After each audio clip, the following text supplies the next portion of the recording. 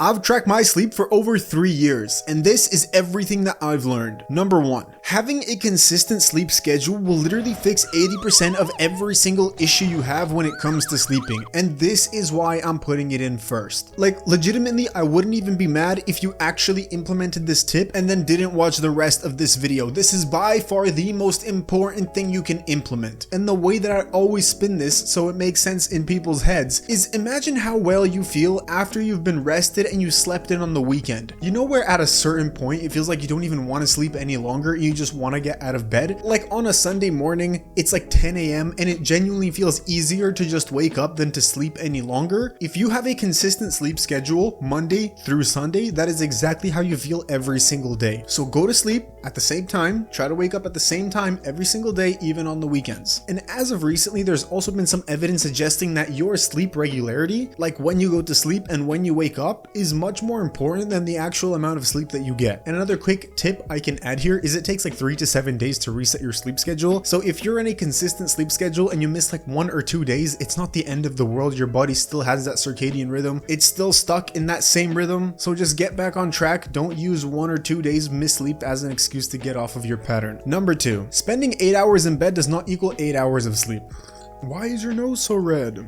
Because I spent all day working outside in the cold and I just came home and I'm recording this video. Doctors say you need to sleep 8 hours, but since most of the population has an 80% sleep efficiency, those 8 hours are actually closer to 8.5 hours of sleep. You see, to get 8 total hours of sleep, you need to spend more like 10 to 11 hours in bed. I go to sleep at 7 p.m. and wake up at 4, and that gives me around 8.5 to 8 hours of actual sleep. It sounds crazy, but that's just the way that shit is. And as soon as you get a sleep tracker, whether that's an Oura Ring, which is what I use, no affiliation, just what I've been using, or a Whoop Band or any type of a smartwatch, you're going to realize that your sleep is actually far worse than you think it is. Like, you'll be in bed for 8 hours, right? You'll think, oh, that's amazing, I get 8 hours of sleep. And then you check your watch and you actually got like 5 hours of efficient actual sleep, and the rest was tossing and turning and half being awake. Number 3, eat your last meal 4 hours before sleep and no closer. Just from everything that I've found, the further you push that last meal of the day back, the better your sleep is going to be. So if you can eat your last meal literally like in the afternoon, then that's going to be even better for your sleep. Now, is this optimal for muscle growth? Is this optimal if you're an athlete? Yeah, probably not. So that's why I say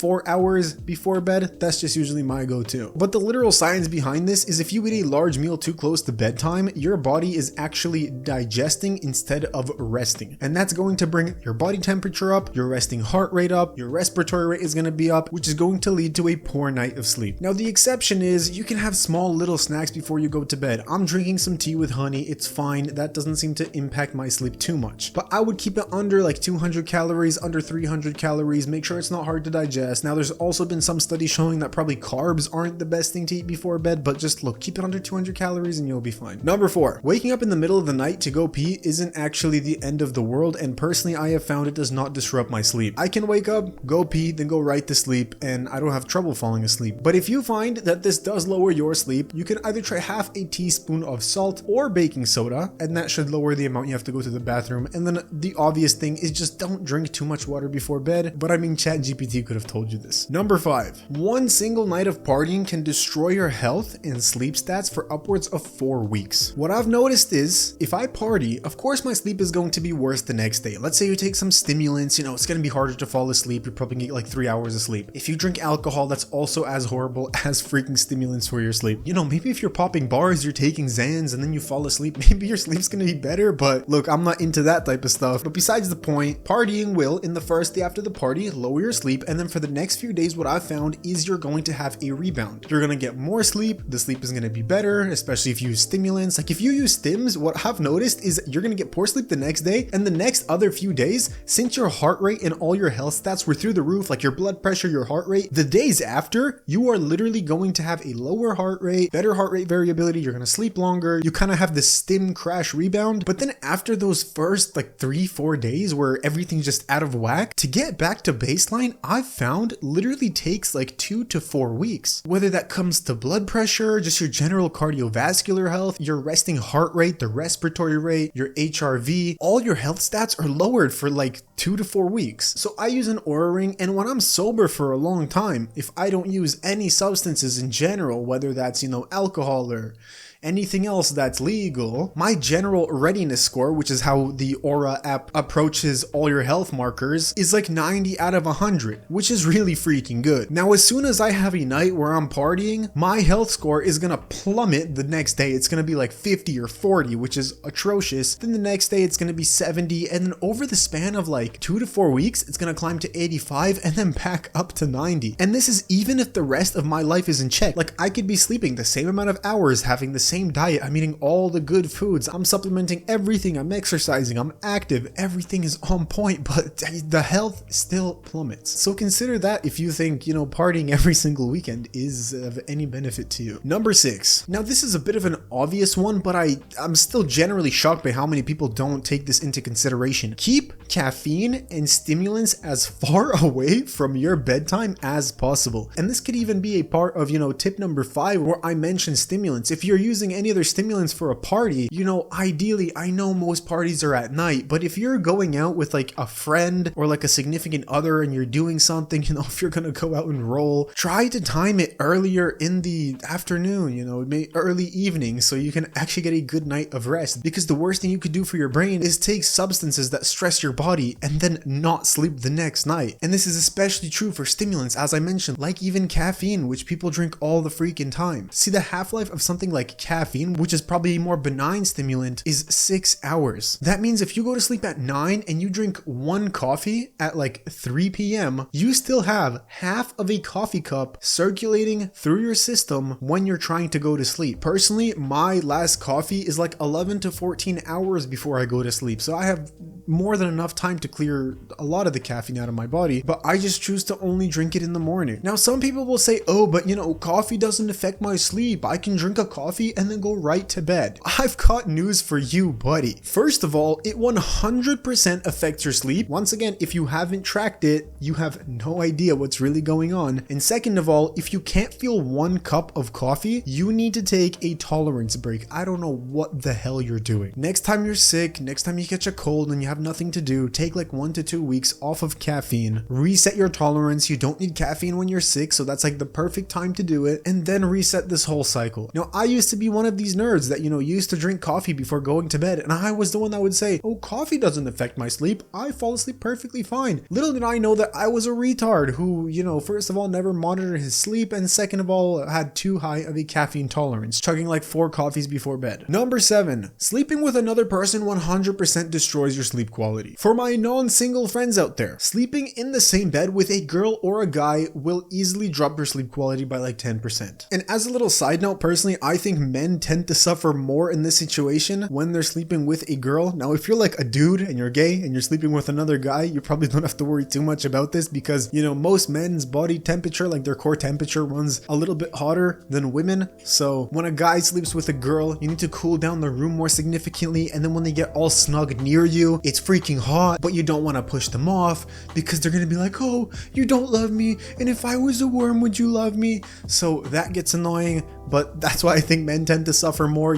If a girl is sleeping with a guy and the guy opens the window, cools down the room, she's just gonna get better sleep, right? Whereas if you close the freaking window or you put up the AC, make the room hotter just so the girl doesn't freeze to death, you're gonna run too hot and you're gonna get horrible sleep. That was a really confusing way of explaining it, but I hope you get the point. If you can, in an ideal world, sleep in separate beds. Now, I know like 0.1% of people are going to take this advice, but if I'm ever going to live with a woman ever again, and that's a big if, I am definitely getting separate beds. I don't care, but consider this. This is ideally like the optimal strategy, and probably even having separate rooms, because then you don't have to, cool the same room, which then might impact one or the other person's sleep negatively. And so a hack that I figured out if you can't escape this situation is, if you know that you're going to see a girl or you're going to sleep with a guy, pop 2 melatonin before bed. I did this the other night, and honestly, I slept like a baby, even though, you're laying beside someone. Number 8, have absolutely zero light in the room. Turn everything black. I have like RGB lights that come off of my computer. I can keep them on I turned them off. And if you possibly can, get blackout curtains. I mean, they probably cost upwards of like $50 and they're going to make a huge difference on your sleep quality. Number 9, put a red light filter on all of your devices. Do you want to know why my face looks so orange? Why it looks so sexy and tan? That's because I'm using a free desktop app called Flux. Press the first link in the description to download this No, I'm not sponsored by them. It's literally a completely free app. If you have a desktop computer, get f.lux. Every person that I know who takes their sleep seriously uses this. It's completely free, and on your phones, put on night mode. But look at my face real quick. I'm going to turn off Flux, and this is what happens.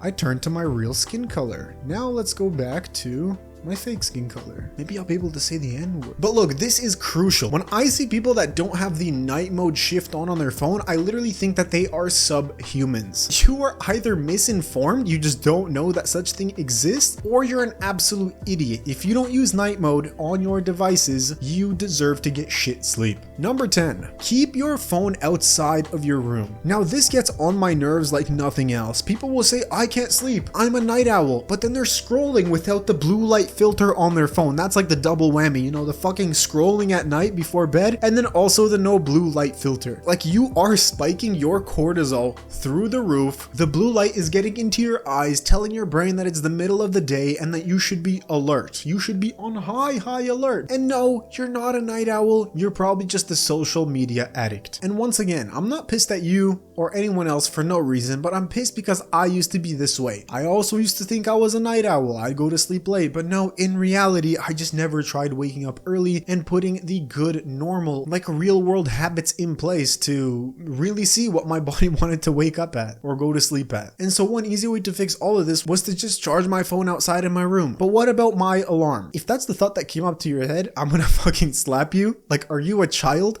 Look, alarm, right? I don't know if you can see that. What about an alarm? Go buy an alarm at the store. It costs $10. This is something I came up with myself. Nobody told me to get an alarm or to put my phone outside of my room. A lot of people do talk about it nowadays when you look at like sleep improvement videos, but this is something I came on naturally, and it was genuinely a really huge help. Like, not only will it solve the problem of you know, not being able to fall asleep, but it's going to significantly reduce your screen time, and it's going to make you significantly more productive. Like, the rule of thumb in life is, you know, keep your phone on airplane mode, do not disturb, grayscale, outside of your room, in the charger, only touch it when you need to. Boom. That's like 99% of life problem solved. Number 11, sleep trackers can be detrimental. Now, some people, when they get good sleep, their sleep tracker will say that they got bad sleep, and then they will convince themselves that, oh, you know what? Actually, I do not feel that great today. And then through the power of psychology, you actually tell yourself that you got bad sleep, where in reality your sleep was pretty good. Now, to get over this, you just need to detach yourself from the data. Like, I've never really had too much of an issue with this, but I definitely understand where this is coming from, and I have seen people fall into this trap. The best way to get over this is just to check your sleep data later in the day. But do I do this? Hell no. I wake up and I want to check it. I'm just an addict to these apps. But the mindset that I like to keep is,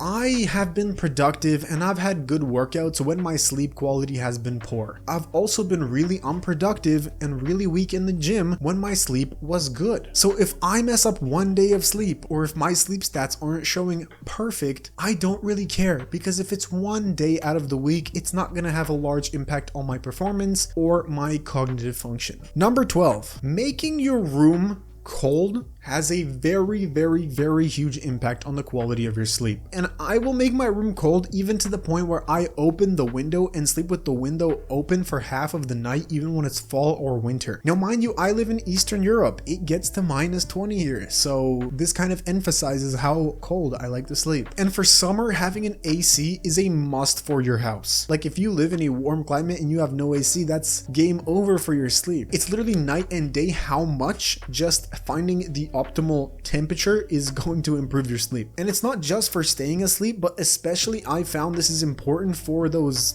first couple of minutes where you're trying to fall asleep. If you ever have trouble falling asleep and you're not stim maxing and scrolling social media before bed, it's usually just a body temperature problem. And so the optimal temperature that I found, it's going to be different for me and it's going to be different for you, but this is kind of the example I like to follow. If you're not under your covers, if you're not under your blanket, it should be basically freezing cold. But once you put that shit over, you should feel warm and snug. Try to find whatever temperature makes you feel like this. Once again, I can't give the perfect range because my body might run hotter. Your body may run colder. And I mean, just as a general thought idea, think of like how we used to sleep back in the day as cavemen, right? When it was daytime, when we're active, it's warm, everything's good. And then when it gets to nighttime, if we're, sleeping outside, it gets cold. And just as a natural byproduct, following the natural circadian rhythms, we sleep when it's cold and we're awake when it's daytime. Where nowadays, when we spend all of our day inside, we're hot in the day and then we're hot at night. That's not really optimal for sleep. Number 13. How about we do a little reverse listing? Here are some things that actually I've found do not help with sleep at all. The first thing is sleeping on the ground. This is like a duh. I promise the next ones are a little bit better, but I've heard some people swear by sleeping on the ground. And I've also tried sleeping on the ground. Now, the only time sleeping on the ground is a viable option as a form of sleeping is in the military when you have to sleep in the forest on the ground inside of a sleeping bag. Besides that, you're never gonna catch me sleeping on the ground. The next one is sleeping naked. If you do this, I mean, it's okay to each their own, but you also probably like messaging minors without their parents' permission. And sleeping masks. My brother used to be a nerd and sleep with a sleeping mask. Personally, I have no idea how people do this. I have tried to use it, but if you just keep your entire room dark and you get blackout curtains, I feel like sleeping masks are a waste of time. Plus, they're uncomfortable as hell. I know some people would say you'd get used to them, but personally, I never did. Number 14. Now, out of the things that don't work, I think earplugs are the exception here. They are generally amazing. Now, I've never bought a dedicated real pair of sleeping earplugs, but this is what I use instead. You know circular cotton makeup remover pads that girls use? I break that into 4 little pieces, and then you take 1/4, you'll put it up into a little ball, and you just stuff it into your ear. You do the same thing with the other, and those are going to last you quite a while. Once they become too yellow, you change them out, get new ones, and that's that. And lastly, number 15. So this is a banger that I use only on the toughest nights when I really can't fall asleep and I've done everything. I wasn't stim maxing, I got myself tired throughout the day, I worked all day, and I still can't fall asleep. I count to 100 and then I sync it with every inhale and exhale that I take. So inhale once,